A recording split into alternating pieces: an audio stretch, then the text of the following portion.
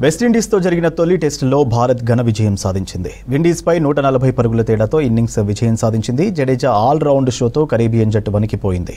కనీసం పోరాడకుండానే విండీస్ జట్టు చేతులెత్తేసింది. దీంతో 2 మ్యాచ్ల టెస్టు సిరీస్లో భారత్ 1-0 ఆధిక్యంలోకి దూసుకెళ్లింది.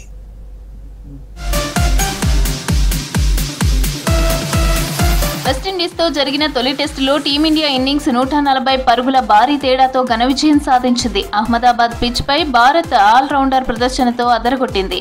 రవీంద్ర జడేజా సెంచరీతో పాటు 4 వికెట్లు తీసి సత్తా చాటగా మిగతా బౌలర్లు అదరగొట్టారు. భారత బౌలర్ల దెబ్బకు వెస్టిండీస్ కనీసం ఒక్కరోజు కూడా క్రీజులో నిలవలేకపోయింది. అన్ని రంగాల్లో అద్భుత ప్రదర్శనతో 2 టెస్టుల సిరీస్లో భారత్ 1-0 ఆధిక్యంలో నిలిచింది.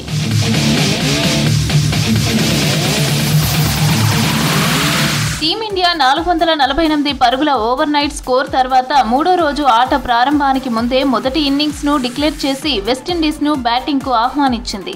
తొలి ఇన్నింగ్స్లో పెద్దగా రాణించలేకపోయిన వెస్టిండీస్ బ్యాటర్లు రెండో ఇన్నింగ్స్లోనూ అదే ఆట తీరు కొనసాగించారు.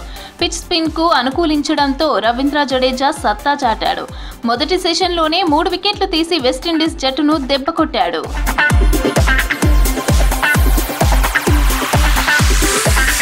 వెస్టిండీస్ బ్యాట్స్మెన్ అతనాజే తప్ప మిగతా ఎవరు పెద్దగా రాణించలేకపోయారు. 46 పరుగులకే 5 వికెట్లు కోల్పోయిన విండీస్ జట్టుకు అతనాజే, గ్రీవ్స్ గౌరవప్రదమైన స్కోర్ అందించారు. ఈ ఇద్దరు కలిసి 6వ వికెట్కు 56 పరుగుల భాగస్వామ్యం నెలకొల్పారు. అతనాజే 38 పరుగులు చేయగా గ్రీవ్స్ 25 పరుగులు చేసి అవుట్ అయ్యారు. ఆఖర్లో జేడెన్ సీల్స్ 12 బంతుల్లో 22 పరుగులు బాదాడు. తొలి ఇన్నింగ్స్ లో 162 పరుగులకు ఆల్అవుట్ అయిన వెస్టిండీస్ జట్టు రెండో ఇన్నింగ్స్ లో 146 పరుగులకే ఆల్అవుట్ అయింది. టీమిండియా బౌలర్లలో రవీంద్ర జడేజా 4 వికెట్లు పడగొట్టగా మహమ్మద్ సిరాజ్ 3 వికెట్లు తీసుకున్నాడు. కుల్దీప్ యాదవ్ ఇద్దరిని పెవిలియన్ కు పంపగా వాషింగ్టన్ కు 1 వికెట్ దక్కింది. రెండో ఇన్నింగ్స్ లో నితీష్ కుమార్ రెడ్డికి బౌలింగ్ దక్కకపోగా జస్ప్రీత్ బుమ్రా 6 ఓవర్లు వేసి 1 వికెట్ కూడా తీసుకోలేకపోయాడు.